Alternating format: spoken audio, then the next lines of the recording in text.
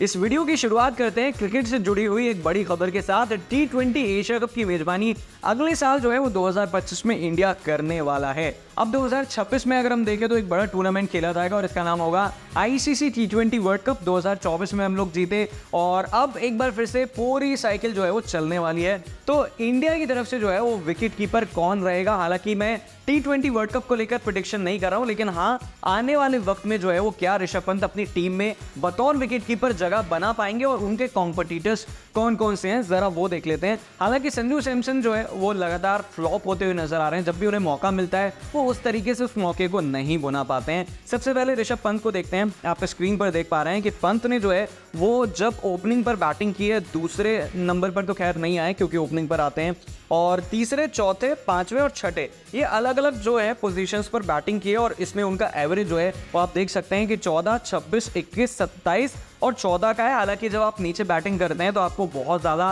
Run बनाने का मौका नहीं मिलता है। तो ये जो है स्टैट्स आप देख पा रहे हैं कि किस तरीके से ऋषभ पंत ने डिफरेंट जो है वो बैटिंग पोजीशंस पर बैटिंग की है। अब संजू सैमसन की अगर हम बात करें तो ओपनिंग पर तीसरे, चौथे, पांचवें, छठे और सातवें नंबर पर उन्होंने भी बैटिंग की है और 4 इनिंग्स में 105 रन उन्होंने बनाए हैं। फिर आप देख पा रहे हैं कि किस तरीके से उन्होंने 2 पोजीशंस ऐसी हैं, ओपनिंग और चौथे, वहां पर सबसे ज़्यादा रन बनाए, यानी कि ट्रिपल डिजिट में जो है उनके आंकड़े जाते हैं। तो ये जो है वो दोनों के हमने आपको आंकड़े दिखा दिए। अब कॉम्पिटिटर्स की जहाँ तक बात करी जाए और उनका इम्पैक्ट गेम पर कितना है ये भी बात कर लेते हैं। संजू सैमसन का जो इम्पैक्ट है वो 154 के आसपास है, बाकी आंकड़े हम आपको दिखा चुके हैं। ईशान किशन की बात करी जाए फिलहाल वो कंसिडरेशन में नहीं है BCCI के, हालांकि फिर भी अगर उनके इम्पैक्ट की बात करी जाए तो ये 150 के आसपास है। स्ट्राइक रेट 124 का है, एवरेज 25.67 का है और 32 उन्होंने T20 मैच खेले हैं। KL राहुल सबसे ज़्यादा इम्पैक्ट वाले प्लेयर हैं, लेकिन ऐसा कहा जा रहा है कि वो T20 में अब उन्हें जो है वो कंसिडर नहीं किया जाएगा। 176 का उनका इम्पैक्ट है।